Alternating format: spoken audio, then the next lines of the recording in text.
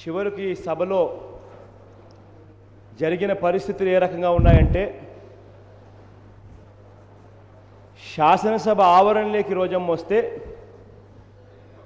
పోలీసులు ప్రవర్తించిన తీరు ఎంత అన్యాయంగా ఉందనంటే ఆవిడ ఇప్పుడు హాస్పిటల్లో ఉంది అన్కాన్షియస్ అయి.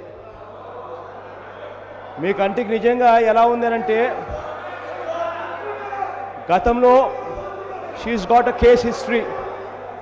గతంలో 9 రోజులు స్విమ్స్లో షీ వాజ్ హాస్పిటలైజ్డ్. గతంలో 9 రోజులు she was hospitalised in SVIMS. ఎవరైనా కూడా 9 రోజులు స్విమ్స్లో హాస్పిటలైజ్ అయ్యారు అని అంటే ఒక కారణం లేకుండా ఎవరు 9 రోజులు హాస్పిటల్లో స్విమ్స్లో పెట్టుకోరు. She's got a case history. Stress levels పెరిగి బీపీ పెరిగి పోలీసులు చేసిన దుశ్చర్య వల్ల ఆ రకమైన పరిస్థితులే ఆవిడ వచ్చింది అని అంటే దానికి కారణం పోలీసులకి ఎంతైతే బాధ్యత ఉందో అదే బాధ్యత మీ అందరికీ కూడా ఉందన్నది మాత్రం దయచేసి మర్చిపోవద్దని చెప్తా ఉన్నా. ఇవాళ మళ్ళీ నేను ఇదే చెప్తా ఉన్నా అధ్యక్ష. రూల్ పొజిషన్ వెరీ క్లియర్గా మేము కోట్ చేశాం. Rule position very clear quote చేయడమే కాకుండా మీకు కూడా రాతపూర్వకంగా కూడా నోట్ ఇచ్చాం.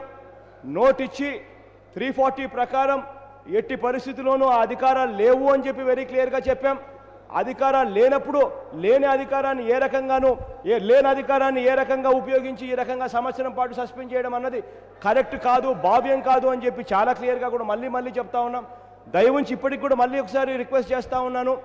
దయవుంచి కొత్త సాంప్రదాయాలకు కొత్త ప్రెసిడెంట్లకి తావివ్వకండి అని చెప్పి చెప్తా ఉన్నాం. గతంలో కూడా ఇంతకుముందు మీరేదో అన్నారు కాంగ్రెస్ హయాంలో ఎవరో బలరామ్ అనే ఒక ఎమ్మెల్యేని సస్పెండ్ చేయడం జరిగిందని చెప్పి మీరు చెప్పారు. ఆ బలరామ్ అనే వ్యక్తి ఆ కాంగ్రెస్ హయాంలో కూడా ఎలా జరిగిందని చెప్పి నేను ఆ తర్వాత విచారణ చేశాను అధ్యక్ష. అది కూడా ఎథిక్స్ కమిటీకి ప్రివిలేజెస్ కమిటీకి పంపించి 3-4 సెషన్లు అక్కడ ఆ ఎమ్మెల్యేను పిలిపించి ఆ ఎమ్మెల్యే ఆ ఎథిక్స్ కమిటీలోకి హాజరు కాని పరిస్థితులలో అప్పుడు ఆ తర్వాత ఆ ఎమ్మెల్యే మీద ఆ రకంగా యాక్షన్ తీసుకోవడం జరిగిందని అప్పుడు కూడా ఎమ్మెల్యే మీద ఆ రకంగా యాక్షన్ తీసుకునేటప్పుడు కూడా అది కూడా ఆ ఎమ్మెల్యే డైరెక్ట్గా స్పీకర్ను దూషించారు కాబట్టి ఆ రకంగా జరిగిందని. కానీ ఇక్కడ మాత్రం స్పీకర్ను దూషించలేదు, చంద్రబాబు నాయుడు గారిని మాత్రమే దూషించే కార్యక్రమం జరిగింది. ఆ దూషణలు కూడా అన్పార్లమెంటరీగా ఎక్కడ జరగలేదు. ఇది సాదాసీదాగా జరిగే కార్యక్రమమే జరుగుతూ ఉంది. అయినా కూడా ఇవాళ రోజా మీద ఈ రకంగా ఇది సీరియస్గా యాక్షన్ చేశారు.